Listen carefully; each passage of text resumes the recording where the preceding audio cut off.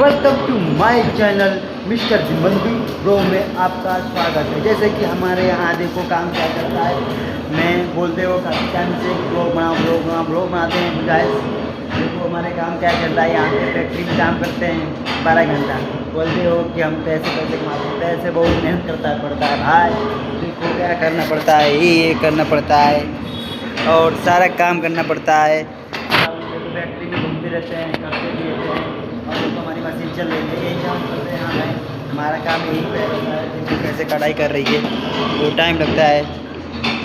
काले पीले वाला हाथ है हमारा, हमारी एकदम पूरा होती है। जैसे कि हमारे देखो क्या काम कर रहे हैं, काफ़ी टाइम हम लोग करते रहते हैं। सुबह से आकर सब सुबह आएंगे हम लोग 8 बजे से, हम लोग शाम तक 8 बजे तक करते रहते हैं। हम लोग को टाइम नहीं मिलता है ब्लॉग बनाने के लिए, जब भी टाइम मिलता है तभी मैं ब्लॉग बनाता हूँ। हमारे वीडियो को सपोर्ट करो, शेयर करो।